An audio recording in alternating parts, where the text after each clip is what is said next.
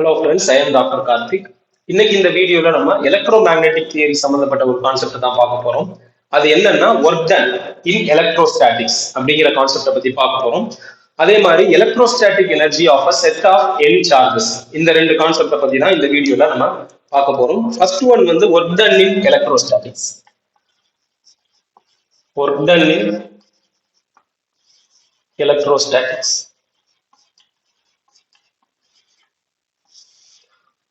So இப்போ இது என்னன்றத பாக்குறதுக்கு முன்னாடி இதை வந்து நம்ம எக்ஸ்பிளைன் பண்றதுக்காக நம்ம ஒரு சினாரியோ வந்து கன்சிடர் பண்றோம். இங்க வந்து Q1 அப்படிங்கிற ஒரு சார்ஜ் இருக்கு, இங்க Q2 அப்படிங்கிற ஒரு சார்ஜ் இருக்கு, இங்க Q3 அப்படிங்கிற ஒரு சார்ஜ் இருக்கு. இந்த மாதிரி வந்து எக்ஸாம்பிளுக்கு வந்து நான் ஒரு 3 சார்ஜ் வந்து எடுத்திருக்கேன். 3 தான் இருக்கணும்னு அவசியம் கிடையாது, n நம்பர் ஆஃப் சார்ஜஸ் இருக்கலாம். இப்போ இந்த 3 சார்ஜும் சேர்ந்து என்ன பண்ணிட்டு இருக்கோம், இந்த சரௌண்டிங்ஸ்ல ஒரு எலக்ட்ரிக் ஃபீல்ட என்ன பண்ணிட்டு இருக்கோம், இது வந்து கிரியேட் பண்ணிட்டு இருக்கோம்.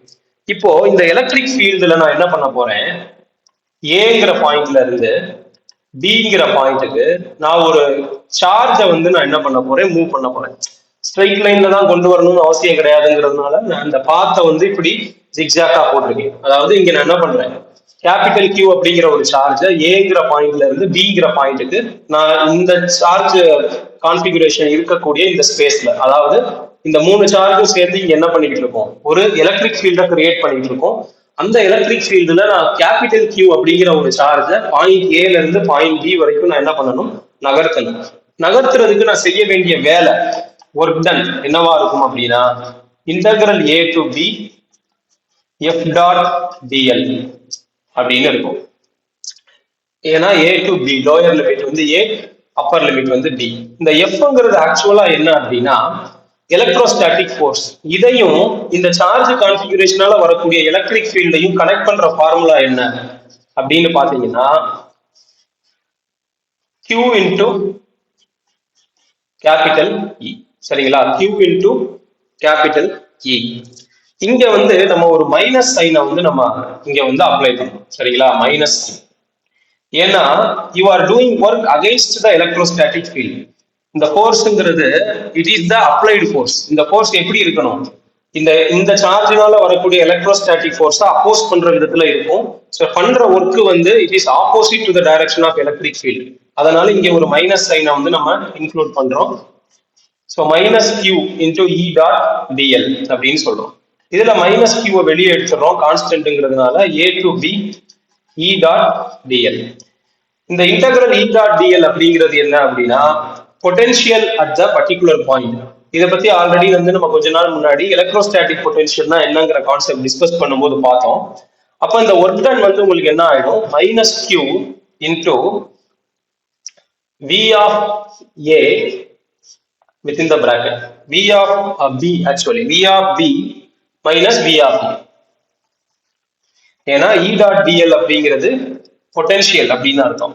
So within the bracket v of b minus v of a அப்படின்னு நமக்கு வரும். சரிங்களா, ஸோ இப்போ நான் என்ன பண்ண போறேன், இந்த ஏங்கிற பாயிண்ட் இன்ஃபினிட்டியில இருக்குன்னு எடுத்துக்கிறேன். ஏங்கிற பாயிண்ட் இன்ஃபினிட்டியில இருக்கு, பிங்கிற பாயிண்ட் ஆர் அப்படிங்கிற ஒரு டிஸ்டன்ஸ்ல இருக்கு ஆரிஜின்ல இருந்து. அப்போ இந்த ஒர்க் டன்னுக்கான எக்ஸ்பிரஷன் என்னவா மாறும், மைனஸ் கியூ. சரிங்களா, மைனஸ் கியூ. ஸோ இந்த இடத்துல ஆக்சுவலா இந்த மைனஸை வந்து நீங்க என்ன பண்ணிக்கலாம், இங்கேயே வந்து நீங்க அதை வந்து ரிமூவ் பண்ணிக்கலாம். ஏன் ரிமூவ் பண்ணிக்கலாம் அப்படின்னு பாத்தீங்கன்னா, உங்களுக்கு வந்து அந்த டெரிவேஷன், பொட்டன்ஷியலுக்கான அந்த டெரிவேஷன் நடத்தும் போது நம்ம வந்து பார்த்துருப்போம் எப்படி இந்த மைனஸ் வந்து ரிமூவ் ஆகும் அப்படின்றது. ஏன்னா இன்டகிரேட் பண்ணும்போது இந்த எலக்ட்ரிக் ஃபீல்டுக்கான எக்ஸ்பிரஷன் 1/4πε0 Q/r² வரும். அப்போ வந்து பாத்தீங்கன்னா இங்க ஆர் கேப்ங்கிற ஒரு யூனிட் வெக்டார் இருக்கும். அப்போ இன்டகிரல் dr/r² சொல்லி வரும். அது வரும்போது r⁻2+1 -2+1 இந்த மாதிரி அந்த இன்டகிரேஷனை வந்து நம்ம போடும்போது இந்த இடத்துல இருக்கிற மைனஸ் சைன் வந்து ரிமூவ் ஆயிடும். அது வந்து எலக்ட்ரோஸ்டாட்டிக் பொட்டன்ஷியலை பத்தி நான் ஆல்ரெடி எலக்ட்ரோ மேக்னெட்டிக் தியரிங்கிற பிளேலிஸ்ட்ல ஒரு வீடியோ போஸ்ட் பண்ணிருக்கேன். அந்த வீடியோல தெளிவா சொல்லியிருப்பேன் இந்த மைனஸ் வந்து எப்படி ரிமூவ் ஆகுதுங்கிறது. அப்ப W ஈக்குவல் டு இங்க என்ன ஆகும், Q into within the bracket V of B அப்படிங்கிறது என்னது, V of R minus V of A. ஏங்கிறது சப்போஸ் இன்ஃபினிட்டின்னு நம்ம சூஸ் பண்ணிட்டோம்னா அங்க பொட்டன்ஷியல் வேல்யூ வந்து 0 ஆயிடும். அப்போ W equal to Q into V of R. V of r அப்படின்னு வரும். ஸோ இந்த ஒர்க் டன் அப்படிங்கிறது அந்த சார்ஜையும் பொட்டன்ஷியலையும் மல்டிப்ளை பண்ணா என்னவோ அதுதான். அப்ப பொட்டன்ஷியல் அப்படிங்கிறது என்ன? Work done divided by charge அப்படின்னு வருது. ஸோ இதை வச்சு நம்ம பொட்டன்ஷியலையும் நம்ம என்ன பண்ண முடியும் அப்படின்னா டிஃபைன் பண்ண முடியும். ஸோ இந்த ஒர்க் டன்ங்கிறது ஆக்சுவலா என்னன்னா பொட்டன்ஷியல் எனர்ஜி. நம்ம இந்த மாதிரி ஒர்க் பண்றோம் இல்லையா, இந்த எலக்ட்ரிக் ஃபீல்டுல ஒரு சார்ஜை நம்ம ஒரு குறிப்பிட்ட தூரம் நகர்த்துறதுக்கு எலக்ட்ரிக் ஃபீல்டை மீறி நம்ம ஒரு ஒர்க் பண்றோம். அதனால அந்த ஒர்க் வந்து அந்த பொட்டன்ஷியல் எனர்ஜியா ஸ்டோர் ஆகும். ஸோ அப்போ அந்த பொட்டன்ஷியல் எனர்ஜி தான் டபிள்யூ.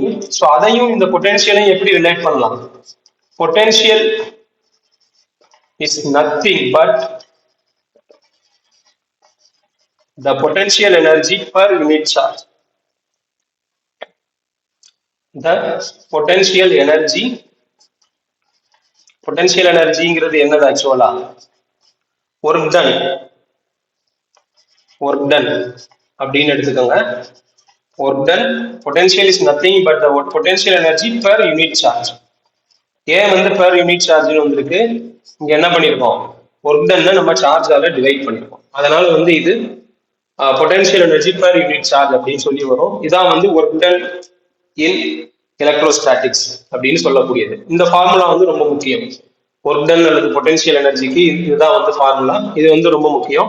இதை பேஸ் பண்ணி இப்போ நம்ம என்ன பண்ண போறோம்னா எலக்ட்ரோஸ்டாட்டிக் எனர்ஜி அப்படிங்கிறது என்ன? நத்திங் பட் பொட்டன்ஷியல் எனர்ஜி தான். எலக்ட்ரோஸ்டாட்டிக் பொட்டன்ஷியல் எனர்ஜியை தான் ஜென்ரலா வந்து எலக்ட்ரோஸ்டாட்டிக் எனர்ஜி அப்படின்னு நம்ம சொல்லுவோம். ஸோ இப்போ அதை பேஸ் பண்ணி நம்ம என்ன பண்ண போறோம்னா ஒரு இடத்துல சிஸ்டம் ஆஃப் சார்ஜஸ் அசம்பிள் பண்றதுக்கு என்ன மாதிரியான ஒர்க் தேவைப்படும், அதுக்கான எக்ஸ்பிரஷன் என்ன? சிஸ்டம் ஆஃப் சார்ஜஸ் அசம்பிள் பண்றதுன்னா என்ன அர்த்தம்? ஒரு இடத்துல வந்து இங்க பாத்தீங்கன்னா உங்களுக்கு தெரியும் 3 சார்ஜ் வந்து வச்சிருக்கோம். இந்த 3 சார்ஜை வந்து ஜஸ்ட் லைக் தட் கொண்டு வந்து அங்க நம்ம வச்சிட முடியாது. ஏன்னா வந்து ஒரு சார்ஜை மட்டும் நீங்க அந்த மாதிரி வைக்க முடியும். ஏன்னா இனிஷியலா ஒரு வேக்யூம் அல்லது எம்டி ஸ்பேஸ் இருக்குன்னு வச்சுக்கோங்க. அப்போ வந்து நீங்க ஒரு சார்ஜை கொண்டு வந்து அந்த இடத்துல வைக்கிறது ஈஸி. ஏன்னா அந்த இடத்துல எம்டி ஸ்பேஸ் தான் இருக்கு. ஃபர்ஸ்ட் ஒரு சார்ஜை வச்சிருந்தீங்க, ரெண்டாவதா ஒரு சார்ஜ் நீங்க இங்க வைக்கும் போது ஆல்ரெடி ஃபர்ஸ்ட் சார்ஜினுடைய எலக்ட்ரிக் ஃபீல்டு வந்து என்ன பண்ணும், அந்த இடத்துல வந்து ஒரு இன்ஃபுளுயன்ஸை வந்து கிரியேட் பண்ணும். அப்ப அந்த இன்ஃபுளுயன்ஸை மீறி நீங்க செகண்ட் சார்ஜை வைக்கணும். சரிங்களா?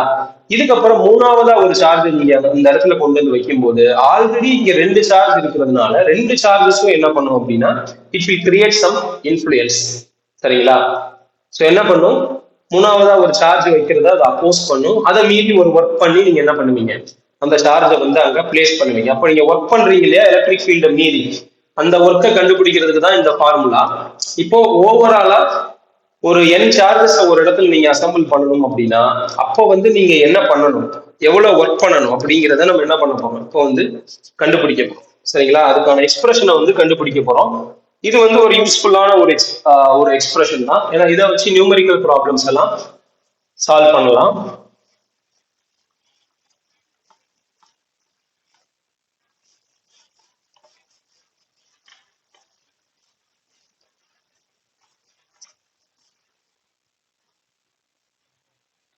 ஸோ ஃபர்ஸ்ட் வந்து எலக்ட்ரோஸ்டாட்டிக் எனர்ஜி ஆஃப் ஹெட்டிங் வந்து அந்த மாதிரி எலக்ட்ரோஸ்டாட்டிக் எனர்ஜி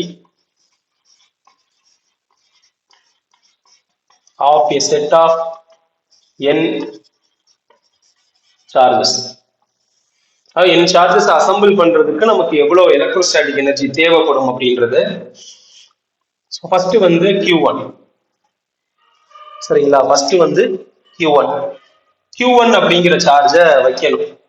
Q1 அப்படிங்கிற சார்ஜை நம்ம வந்து வைக்கணும். ஸோ Q1 அப்படிங்கிற சார்ஜை இங்க இருந்து எங்கேயோ இருந்து கொண்டு வந்து நம்ம வச்சிடணும். சரிங்களா? அங்க வந்து வச்சிடறோம்.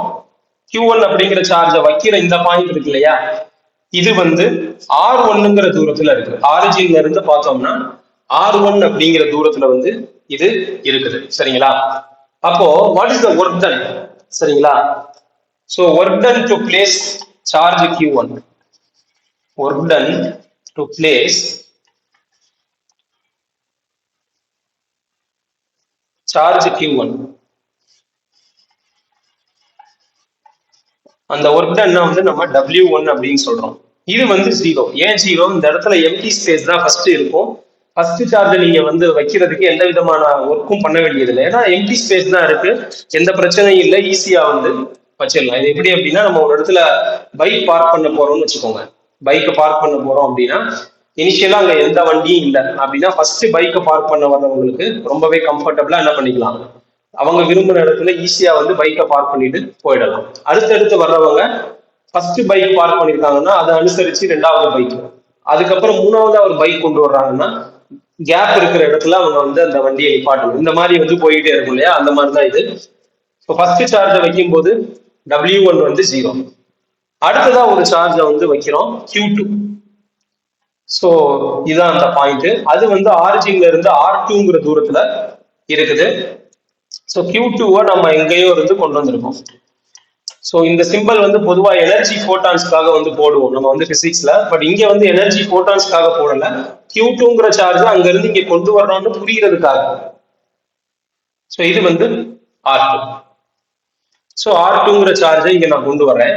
இதுக்கு வந்து நான் எவ்வளவு ஒர்க் பண்ண வேண்டியிருக்கும் அப்படின்னா Q2. இப்போ இந்த ரெண்டு சார்ஜுக்கு இடைப்பட்ட டிஸ்டன்ஸ் வந்து இங்க முக்கியமாகும். இந்த டிஸ்டன்ஸ் இருக்கு இல்லையா, இதை வந்து நான் என்னன்னு எடுத்துக்கிறேன், R12 அப்படின்னு எடுத்துக்கிறேன். ஸோ இதை வந்து எப்படி கண்டுபிடிக்கிறது, W2 equal to this charge Q2 into potential due to this charge. அப்ப அது வந்து என்னது, V1.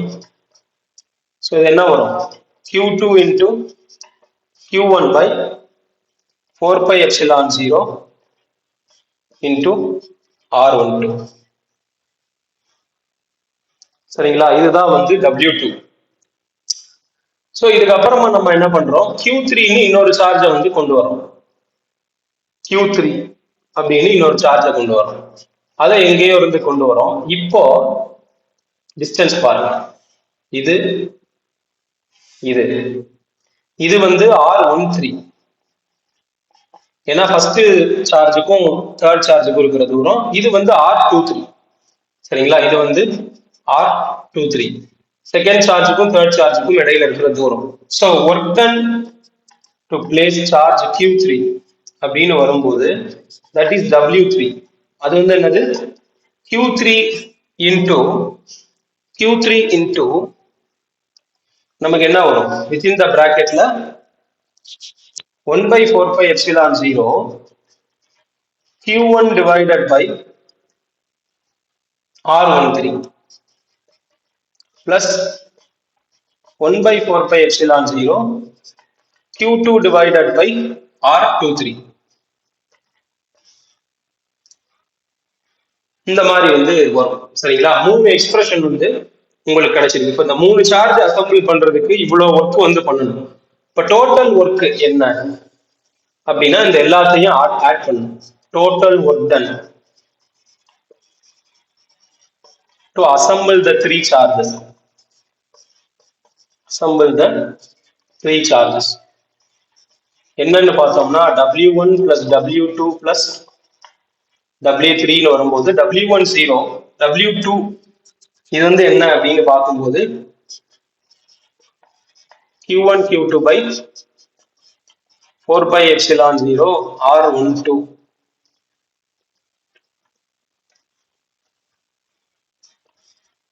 plus இங்க என்ன வரும் பாருங்க, Q3 Q1 by 4 pi epsilon 0 into R13 plus Q3 Q2 divided by 4 pi epsilon 0 R23. So இத்தனை டேர்ம்ஸ் வந்து வந்திருக்கு பாருங்க. ஸோ இதுல இருந்து நீங்க என்ன பண்ணிக்கலாம், இப்போ வந்து